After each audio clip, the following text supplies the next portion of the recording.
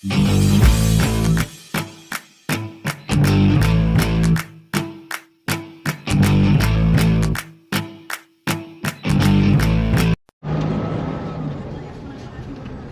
mga idol, eto na naman tayo. Teka, patay ko yung sounds ha. So, today kakatapos ko lang ng third session ko sa Molchanovs Wave 1 course certification. Okay, so yeah, as mentioned last time around, by the way, nagdadrive ako ngayon, pauwi ako ha. So, I'll keep my eyes on the road para safe tayo. Pero para maiba lang yung ambience, because last two na update natin, nandun tayo sa resort. So ngayon, dito naman tayo sa sasakyan. I'm already on the way home. I feel really good today. I feel really good with the dive that happened today on my third day, because finally I felt earlier na hindi na ako natatakot sa tubig, because that's also one of the reasons why I wanted to do free diving, why I needed to take a course instead of, you know, just trying things out and be in deep water, tapos takot ka, tapos ewan mo kung ano mangyayari. So yeah, for safety reasons and for you to do things right, then yeah, that's why. So what we did today, we started at 11 a.m. 11 a.m. alis na yung bangka, punta na kami sa open water. And then the first dive that I did today, I did free immersion. Yung free immersion, yun yung merong merong rope, tapos gumaganon-ganon ka, tapos nag-equalize ka. So on my first day, I was only able to do, I think, 6 meters. And then on my second day, I was able to do 8.5 meters. The target minimum is at least 12 meters. Okay. Today on my first dive, yung stopper ng rope nakalagay sa 8 meters. I had a really good breakthrough because naabot ko yung 8 meters, and then after the stopper I still went down hanggang sa pinaka kung saan ako pwede. So on my first dive, I was able to do free immersion 10 meters. Okay, and it was really easy kasi yung first two dives ko, first 2 days ko na nagda-dive, yung day 1 and day 2 ko, the struggles that I had were either the urge to breathe, so you can't go further down because you feel the urge to breathe, so you need to ascend, you need to go back up. Okay, and then as you get to improve your CO2 tolerance, the next thing that will become problematic is your equalization. And then I think on the second day, umipiyok ako para magbibinata ako. On the second day, yung mga problems ko why I wasn't still able to hit 12 meters are a little bit of both, right? So either you feel the urge to breathe or hindi ka na makapag-equalize. And one of the other factors that happens when you feel the urge to breathe and you can't equalize, what happens is you lose your relaxation, you begin to tense up, and when that happens, you know, everything just gets out of control. That's why it's really important that when you dive, you need to be relaxed. So before you do your dive, you do your relaxation breathing, you know, keep your heart rate down, and then try to visualize that your dive will do good. Kung ano yung mga tinuro sa inyo, if you've already been to the class, then you know what I'm talking about. If not, then basically if you're watching this, you're just trying things on your own, then you can still learn something in the fact that before you dive, you need to be calm, you need to be relaxed. Okay, because once you tense up, yun na, pwedeng di ka makapag-equalize, pwedeng you feel the urge to breathe real sooner than you can tolerate. Okay, so ayun. By the way, I had a 1-week break before my third session kasi if you guys remember, if you guys are tuned in, yung second session ko was last Monday, and then Monday kasi yung available ako na wala akong masyadong isipin sa work. That's why the following Monday, yun, ngayon ulit ako nag-session. But during the off days that I wasn't training in the pool or in the water, nasa bahay din ako. I was doing some exercises on equalization, practicing how to do more of Frenzel rather than Valsalva equalization. And then I also did CO2 tables. Binigyan ako ng instructor ko ng CO2 table. If you don't know what that is, you can search it, CO2 table. But basically with the CO2 table, that helps you have more tolerance for for carbon dioxide in your body. Therefore, the urge to breathe is delayed a little bit, but in a safe way. Okay? Ayun, medyo nag-equalize, medyo na ngayon nag-equalize pa ako sa tenga ko. Medyo minsan nabibingi pa ako kasi kakatapos lang ng session. Okay, tapos na tayo. So, ayun, yung sinasabi ko, I had a breakthrough because of those things. From 6 meters, 8.5, CCU kanina, yung 12. So, first dive, 8 meters yung stopper. Binabaan ko pa, I reached 10. And then, yung sumunod, next dive ko, yung stopper was at 10. So sabi ng instructor, yung stopper niya nasa 10 lang. But if you still feel comfortable, sige, ibaba mo hanggang sa dulo, 12 yun. And that's exactly what I did.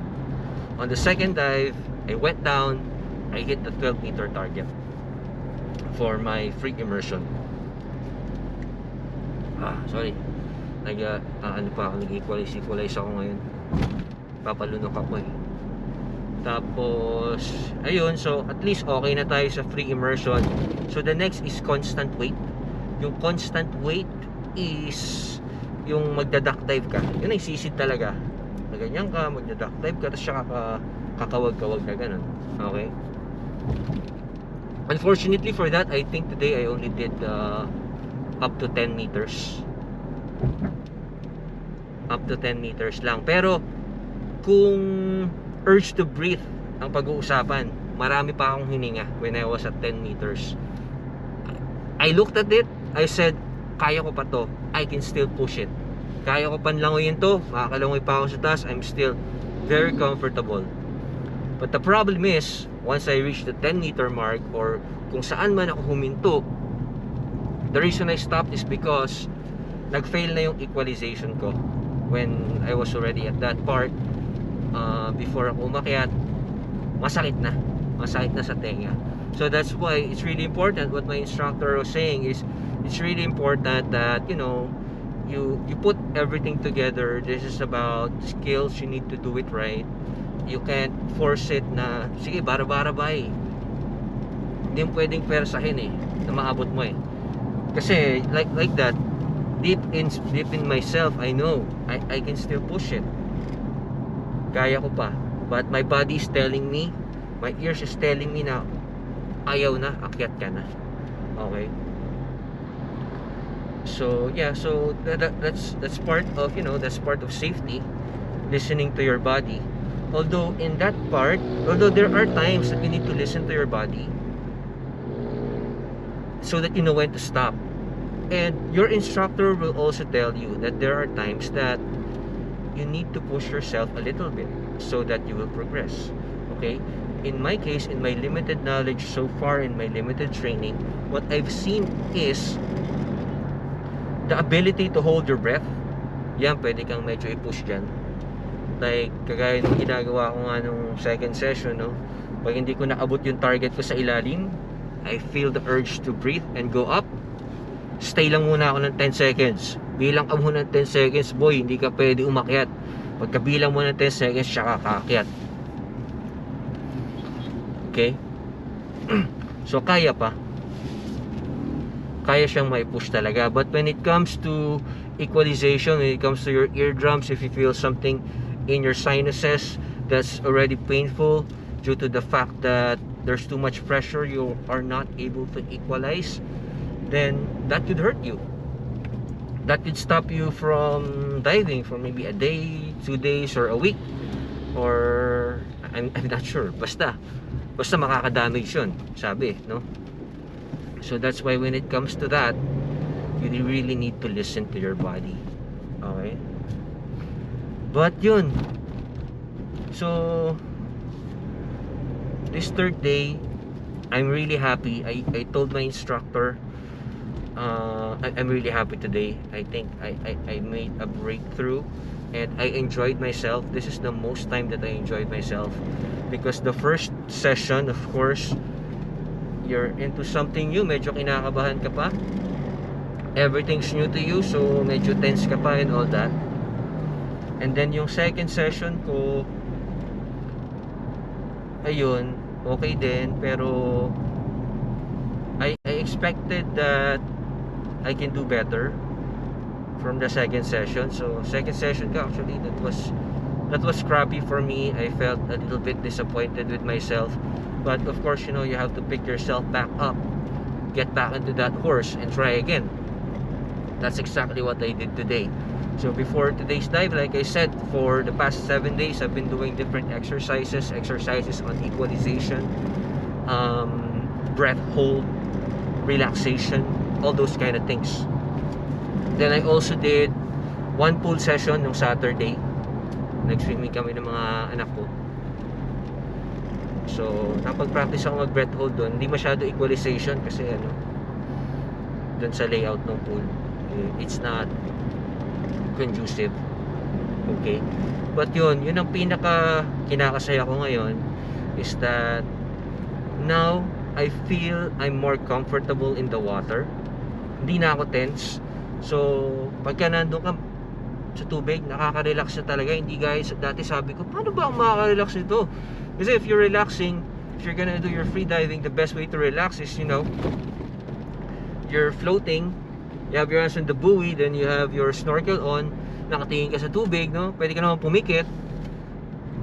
But for me, it's the same thing. Whether nakapikit ako, tapos di ko alam nakikita yung paligid ko, I'm freaked out a little bit, so it's difficult to relax. Then also, pag nakatingin akong gano'n, sabi ko, yun, lalim naman ito, pre. Or if medyo maalo na, then medyo malabo yung nakikita mo, hindi siya masyadong malinaw, no? But today, yun talaga, I feel comfortable. So chill na, di gaya dati. Dapat gusto ko lagi, para maging komportable ako, at least a little comfortable, I need to be holding on to the buoy. Pag wala ako sa buoy, pag napalayo ako sa buoy, medyo nag-freak out na ako. But today, wala na. Kahit medyo malayo ka sa buoy, okay, chill lang, ganyan ka lang, tapos punta ka ulit doon. Also, yung relaxation techniques, ayun. Tapos, to end it, aside from, constant training, both in and out of the water, what else? Constant training in and out of the water, tapos relaxation, and then the two other breakthroughs the two other factors that I think made my breakthrough today is because on the first 2 days, hindi maganda yung yung pag full breath. So that's why part of the things that I studied, I practiced in dry land is yung relaxation, the breathe up, all the way to your final breath before you dive. Okay, so the final breath is yung inhale ka first through your belly, tapos dito sa ribs, tapos dito naman sa chest mo. Pwede ka rin mag-store ng extra oxygen in your mouth. Uy, why you cut me off?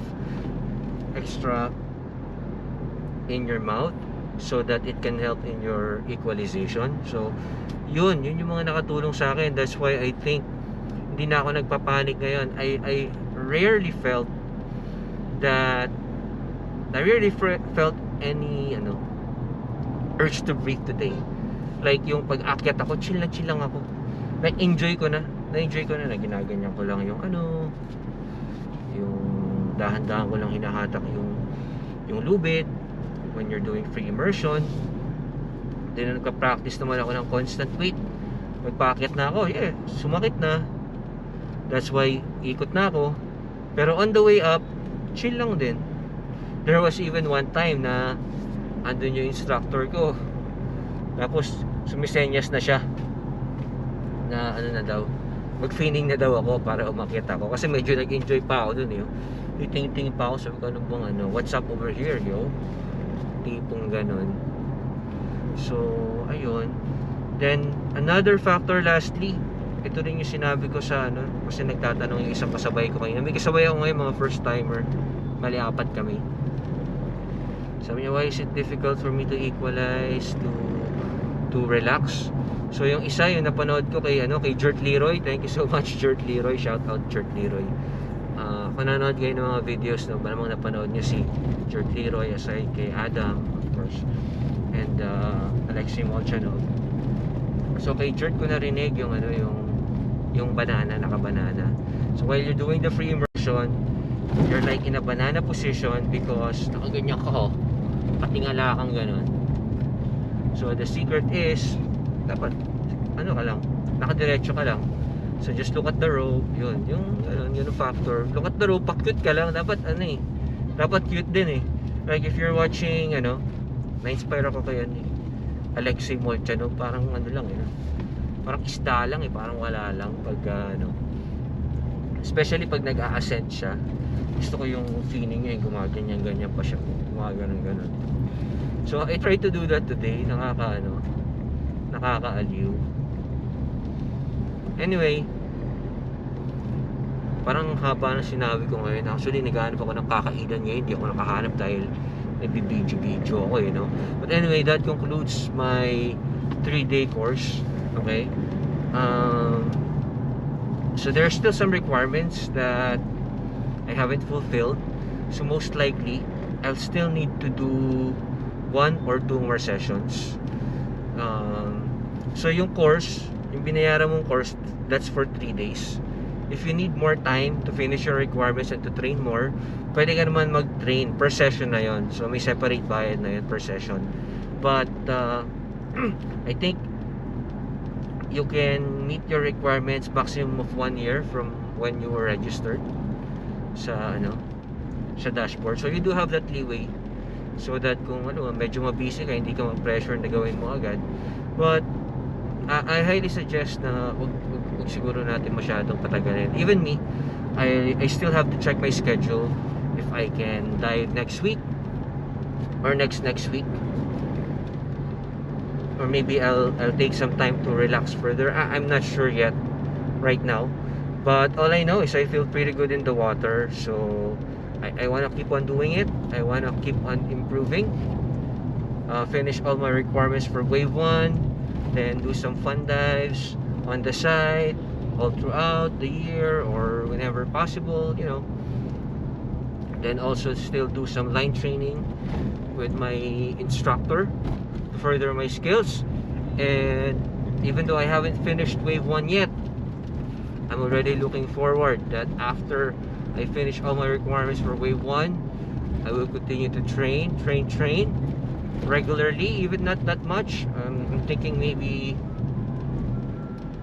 twice a month if it's possible, because of course alam mo, busy na rin tayo eh, no? So what if I can do that, I want to improve. And then susunod, magre-review naman tayo Molchanovs wave 2. I think yung wave 2 yun na lang muna. Ang haba pagka dahil ko may naisip pa ako, hahaba pa yung kwento eh. But anyway, if you've watched the first, second, and third video, in this third video, thank you for tuning out. I hope I didn't bore you guys out. Sana meron kayong natutunan kahit papano. You were entertained or you learned something. Just by that, it makes me really happy. But it would make me happier if, kung di ka pa nakapag-subscribe, hit that subscribe button and like the video. If you want, mag-comment ka rin dyan. If you have any questions, baka pwede kong masagot. Pero not technical, you know, anything, kahit ano, basta Mag-comment ka lang dyan kung gusto mo. Okay? But yun, like the video, subscribe, and I'll take that as a thank you for all that information that you got from the videos. And right now, I'll end this with you're welcome. It's my pleasure. Thank you, and hopefully we have more videos like this about freediving and all those sort of stuff. Thank you.